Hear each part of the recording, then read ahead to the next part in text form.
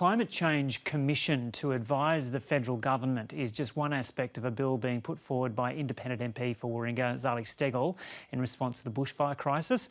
The private bill includes plans for reducing greenhouse gas emissions as part of a national plan to adapt to climate change.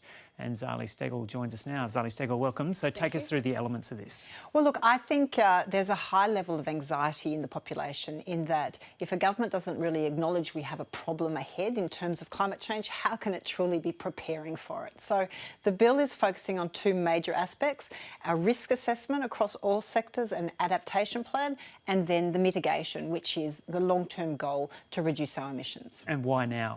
Well, I think it's long overdue. I wish it was 10 years ago. The UK passed it in 2008. Very similar. Private members' bill introduced it. Bipartisan support, a call for it from a strong public campaign that we need a long-term plan. We are behind the eight ball. It's time to do it. Do you really give this any chance whatsoever of getting up, or is this more a symbolic gesture? No, absolutely. I'm here to try and make a difference. I'm trying to take the politics out of it, really, in terms of having a long-term plan. It is not technology prescriptive, and so government will come up with the plans and the adaptation plans and the 5-year budgets as to how we achieve that long-term goal. But it has to have generational equity. We can't just leave all the work to the 2040s. The government would argue it does have a long-term plan. It says it's going to meet and beat those Paris targets for 2030, and it says it will do that in a canter. What do you make of the Prime Minister's argument that Australia is sharing the load? Well, I think no one's buying. At the end of the day, in terms of that government position, I think there are two things we can say. First, the only way we're going to achieve the Paris commitments is by cheating, ultimately, by using the Kyoto carryovers. I don't think that's something to be proud of. What do you make of Scott Morrison's argument with that it's kind of like paying off a mortgage and we've put that money down and we deserve to be able to draw on that? Well, I actually make it the other way. It's like, OK, so you've made a down payment on your mortgage, you've redrawn, but now you want to recredit yourself for the fact that you did save money a few years ago. That's not ultimately helping us for our long-term total. But what we have to remember is the government does not speak past 2030. We are in 2020. That is 10 years' time. So regardless of the commitment to 2030, what is the government's long-term plan? The commitment with the Paris Agreement is to keep global warming to 1.5 degrees. That requires a net zero by at least 2050. What do you make of Labor's approach to this, saying it will adopt the National Energy Guarantee and a strong renewable energy target?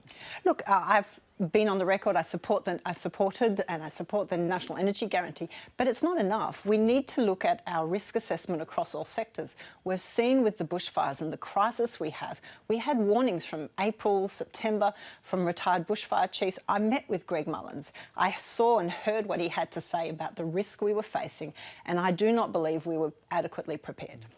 What do you make of the fact, though, that Scott Morrison's government got elected on the platform it did? You were someone who was able to get through on strong climate change action, but nationally, the Liberal National Coalition was able to get elected with the platform it put forward, with the policies it put forward on climate change, and Scott Morrison would argue that he doesn't need to change those for the meantime. He says things will develop over time, but the policy settings for the moment are right.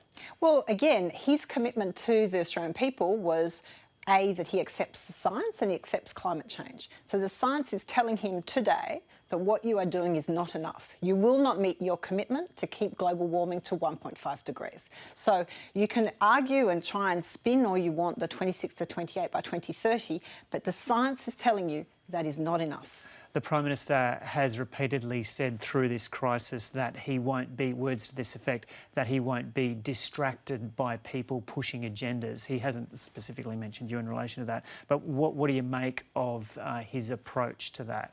Well, we're talking about a Prime Minister who also was not prepared to really recognise that we had an emergency on our hands when it came to the bushfire crisis. We had extreme, unprecedented fires in September in northern New South Wales and southern Queensland. We have had an ongoing period of bushfire that has just unbelievably long, that has had a huge impact on our economy. The air pollution standards, we see Canberra and Sydney where people are having to have face masks regularly.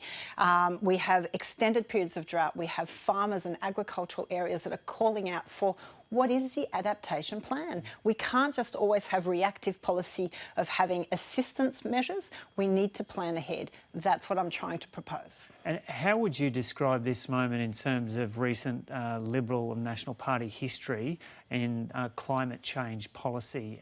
Have we reached a point where there will be a seismic shift in that?